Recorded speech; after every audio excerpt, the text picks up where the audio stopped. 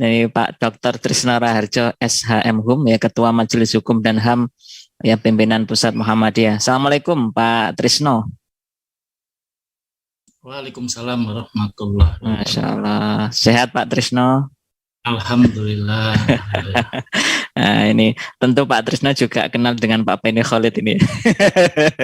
Ini hadir juga beliau ya ini. Nah, ya baik Pak Trisno, ini kita juga ingin dapat kabar dari kawan-kawan Muhammadiyah yang terbaru ini ya, terkait dengan Permendikbud ya, Ristek yang liberal dan juga ditolak oleh Muhammadiyah. Nah, ini yang terbaru ini seperti apa Pak? Yang kekinian ya, ini kita ingin tahu update-nya lebih jauh. Silakan Pak Trisno.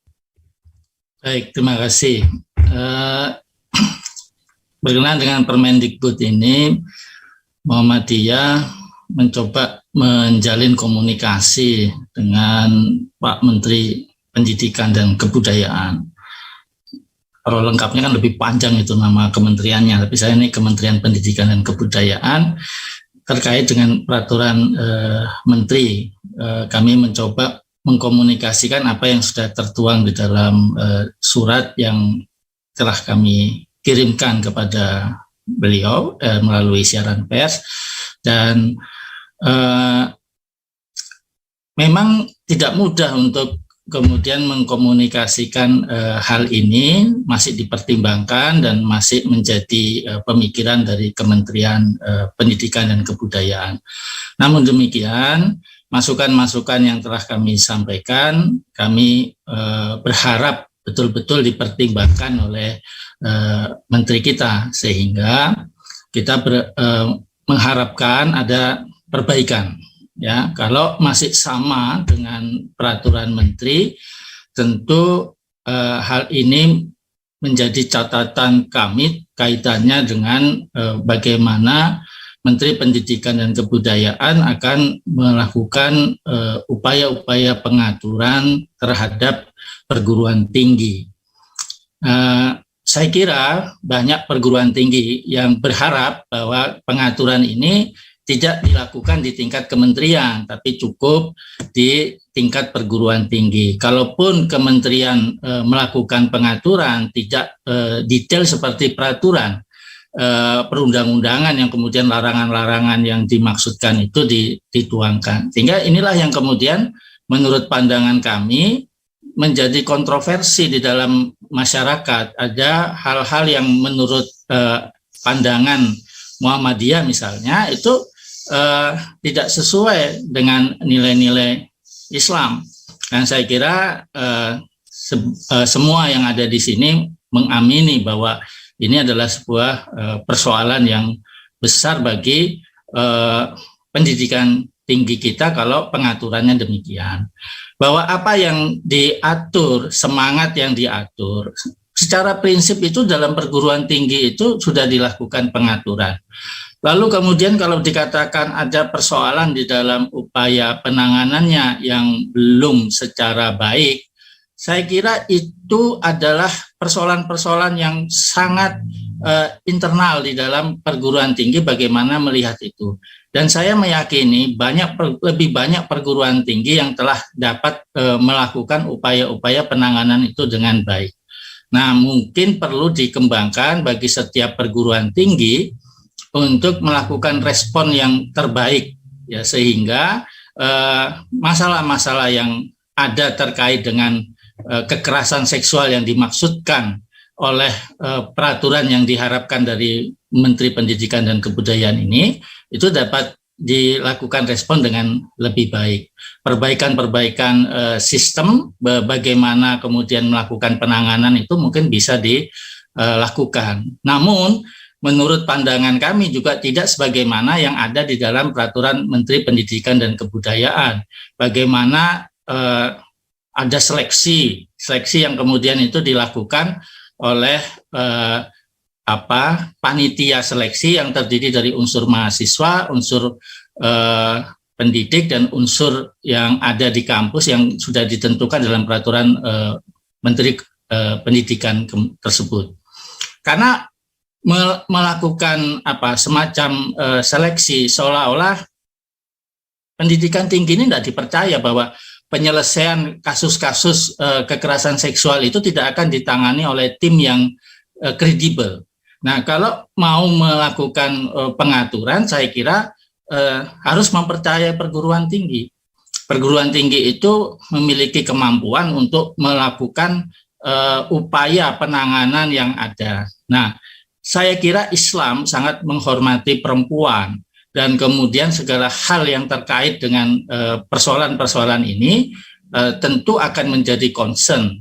Tentu semua perguruan tinggi Islam akan melakukan upaya-upaya yang ada. Inilah yang kemudian perlu dikoordinasikan lebih baik, bukan kemudian dibuat peraturan. Pertanyaan besarnya adalah apakah dengan membuat peraturan itu persoalannya menjadi selesai? Saya kira kan tidak. Kita mengetahui penyelesaian kasus-kasus yang ada itu memang memerlukan upaya-upaya yang baik, dan itu perlu keseriusan dan kesungguhan dari seluruh insan perguruan tinggi yang ada. Nah, itulah yang kemudian yang menurut saya kementerian cukup melakukan semacam supervisi saja. Tidak perlu dalam melakukan pengaturan itu, bahkan di dalam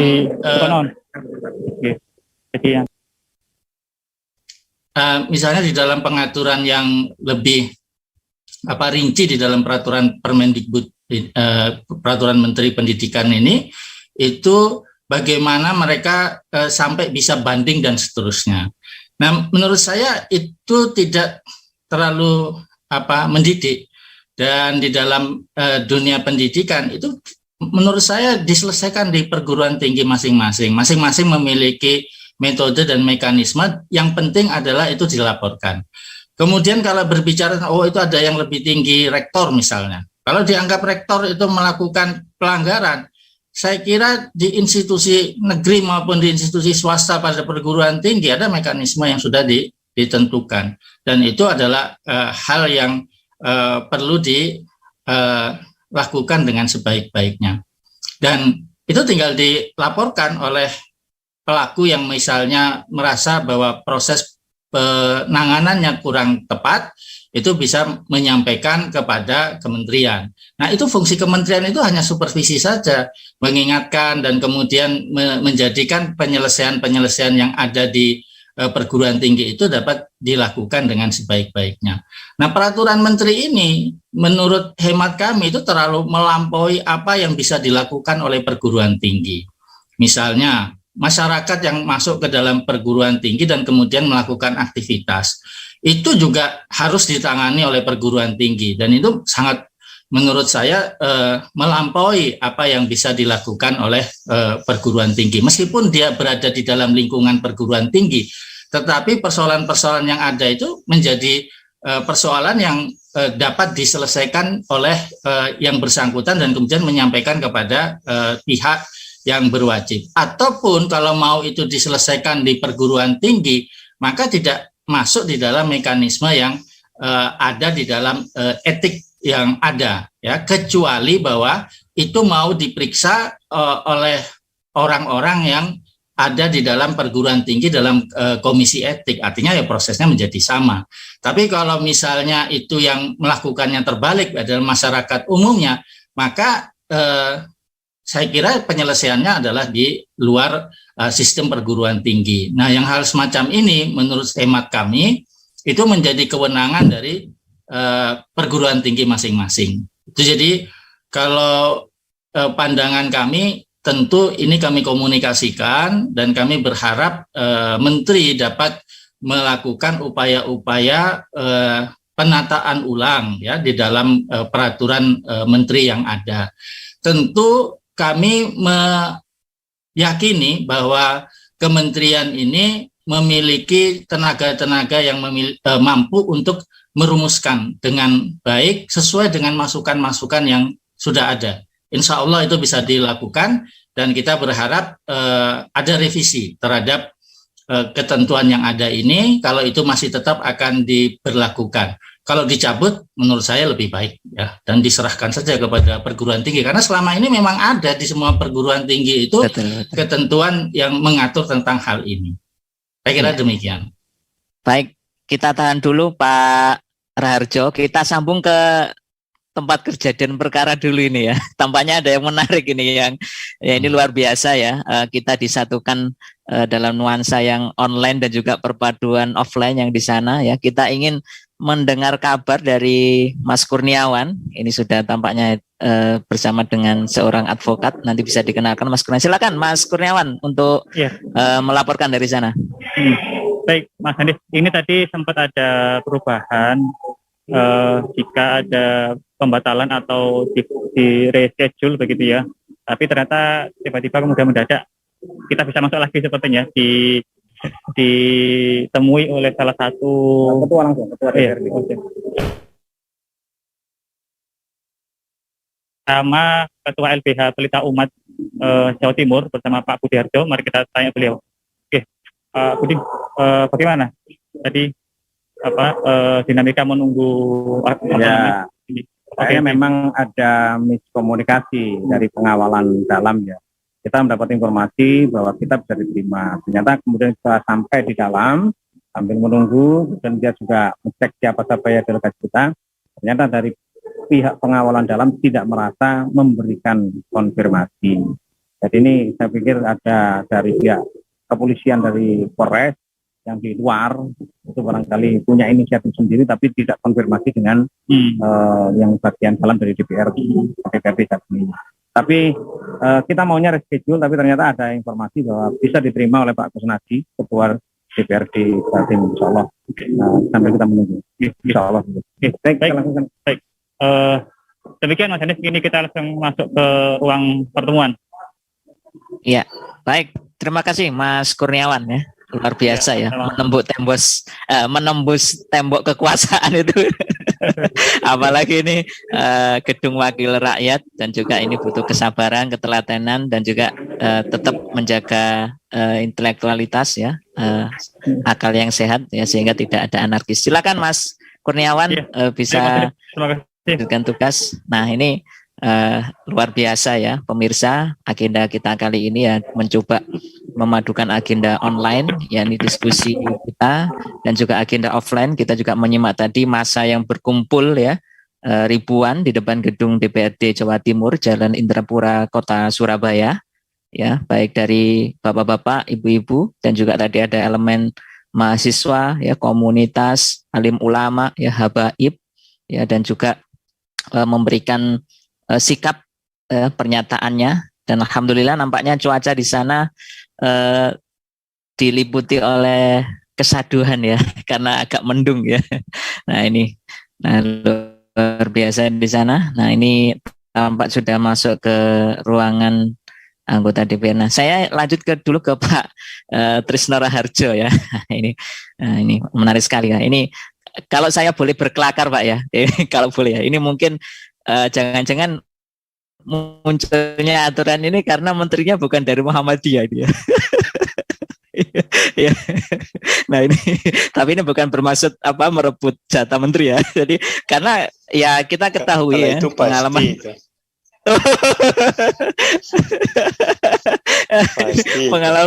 pengalaman sebelumnya. Jadi kita ya tanpa ada gaduh ya dalam artian begitu. Tapi saat ini ketika seorang menteri ya, tidak hanya dari Menteri Pendidikan ya, dahulu dari Kementerian Agama juga bikin gaduh juga ya.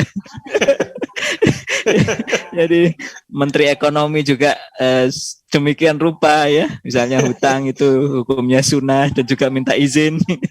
Nah kali ini juga ya terjadi hal yang ya offset tentunya. Nah ini, nah baik Pak Trisno, ini kalau dari kajian dari politik hukumnya Pak Trisno, ini terkait dengan Permendikbudristek ini apa dan juga seperti apa kajian formil dan materialnya kan gitu ya? Apakah nanti bisa digugat kan misalnya ya, atau mekanisme kayak apa? Kita juga masyarakat ini kan kadang wajah tolak kan gitu ya. Terus sedangkan kadang-kadang pihak penguasa pun sudahlah, Anda ini harus menempuh jalur yang konstitusional sebagainya. Nah kita butuh pencerahan juga dari Pak Trisno Raharjo. Silakan Pak Trisno, lanjut.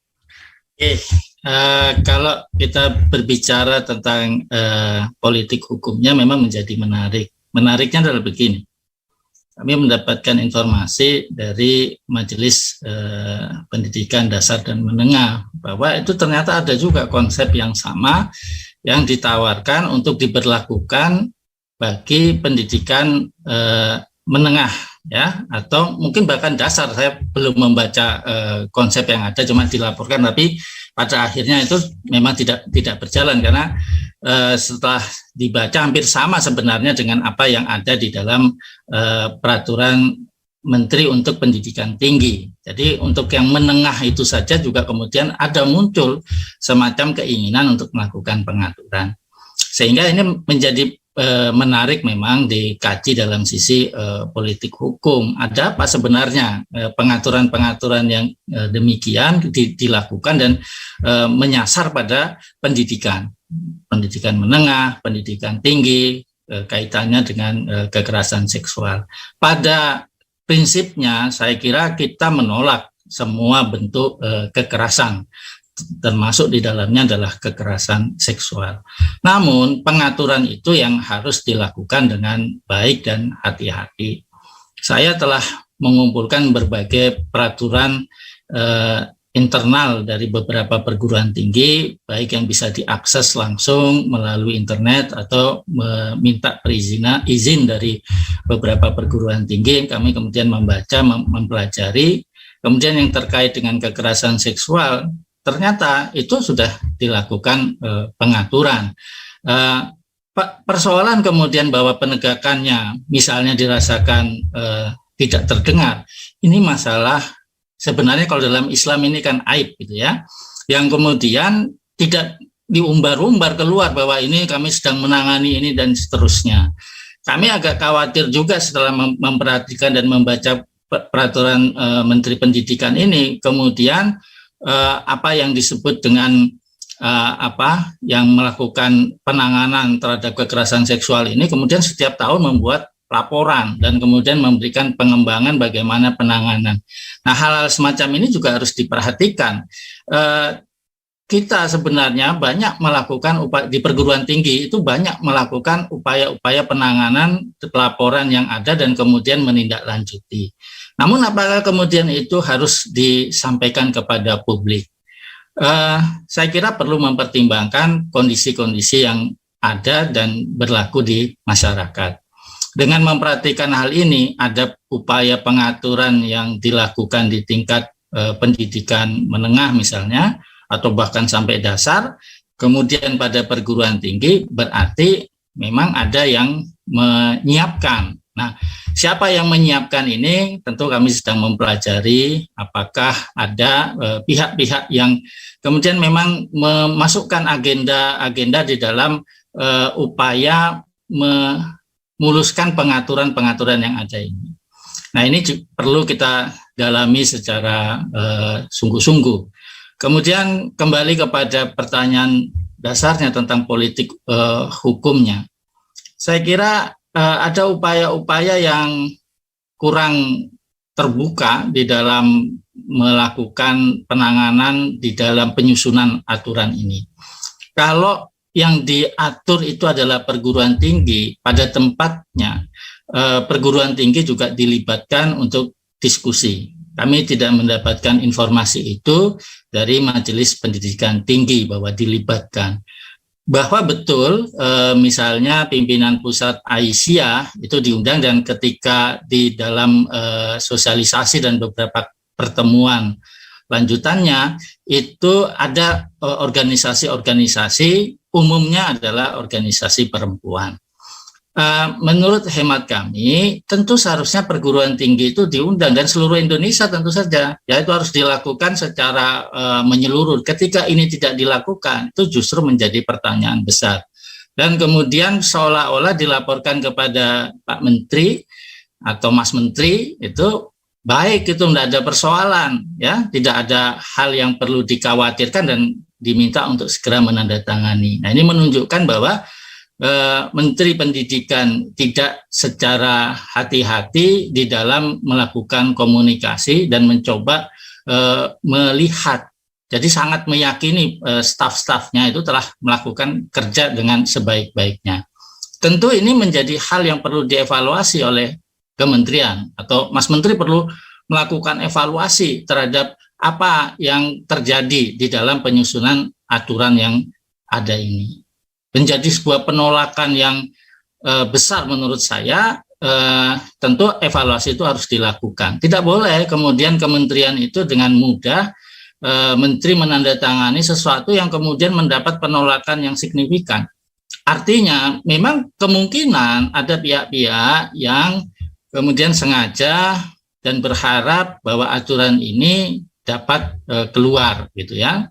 Dan saya kira ini menjadi satu hal pembelajaran terbesar bagi Menteri Pendidikan kita, bahwa tidak dengan mudah mengeluarkan aturan-aturan yang kemudian secara prinsip tampak penolakan itu terlihat. Inilah yang kemudian menjadi pemikiran kita bersama, bagaimana menteri dapat bekerja itu untuk kepentingan seluruh masyarakat yang ada di Indonesia ini. Nah, hal-hal seperti ini yang tampaknya kurang dilakukan oleh Mas Menteri, sehingga bagi kami ini menjadi satu hal catatan penting bahwa Menteri terlalu mempercayai staf-staf yang ada, dan saya tidak yakin bahwa staf-staf yang ada ini adalah staf di kementerian, ya, artinya yang memang telah lama bekerja di kementerian ataupun para petugas-petugas yang umumnya, pejabat-pejabat yang umumnya telah banyak berkiprah di Kementerian Pendidikan, karena bukan tipe mereka seperti itu. Sehingga ini menjadi hal yang perlu dievaluasi. Siapa sebenarnya yang kemudian mendraft dan kemudian memberikan keyakinan kepada Mas Menteri bahwa ini telah confirm semuanya, sehingga kemudian ditandatangani oleh Menteri. Ya, ini menjadi hal yang kurang baik di dalam proses penyusunan peraturan.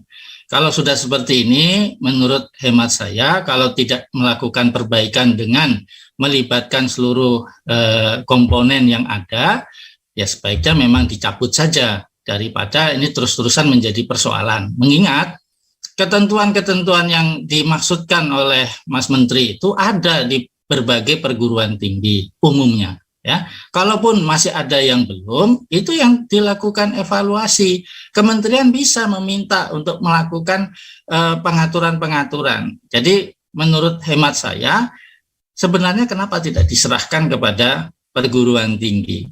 Hal-hal semacam ini itu kan sebenarnya masalah etik yang dari dulu itu ada.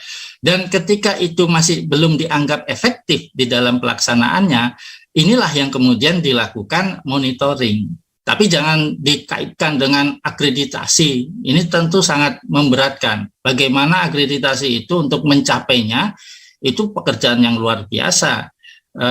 Bagaimana seluruh sivitas akademika itu menuangkan waktu yang ada sambil mengajar, itu harus melakukan penyusunan borang, di samping itu juga melakukan aktivitas-aktivitas sebagai dosen.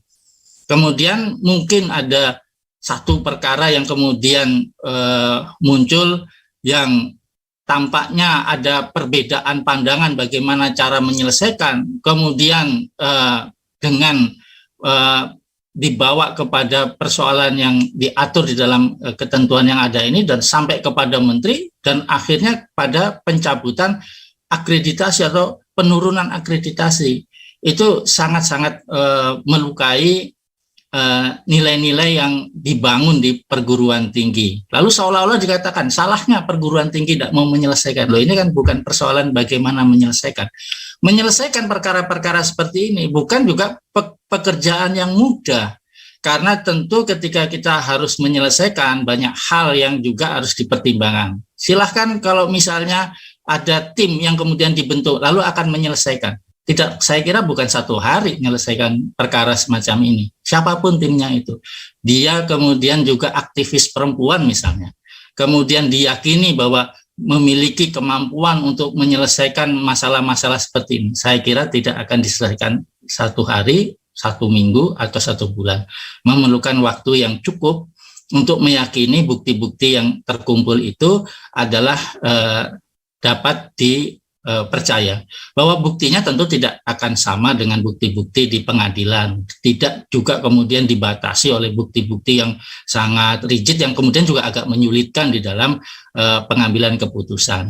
Karena saya juga pernah menangani perkara-perkara yang ada di kampus, ya, dan cara menyelesaikannya itu juga tidak serta-merta kemudian itu kita menyelesaikan. Tentu harus didalami, kemudian juga ada yang melakukan monitoring, melakukan pendalaman, pemanggilan, dan itu memerlukan waktu. Dan itu tidak mudah untuk menyelesaikan hal-hal seperti ini. Dan kami meyakini bahwa dimanapun, bahkan di seluruh dunia, cara menyelesaikan itu juga memerlukan waktu yang ada. Nah, yang mungkin perlu dikembangkan adalah lembaga yang dapat memberikan bantuan kepada korban-korban yang ada. Nah, saya kira mungkin tidak semua perguruan tinggi siap. Nah, inilah yang kemudian perlu dikembangkan. Saya menyetujui hal ini, tetapi dengan beberapa hal yang perlu diperbaiki di dalam aturan yang ada dalam peraturan Menteri Pendidikan dan Kebudayaan. Saya kira itu pandangan saya.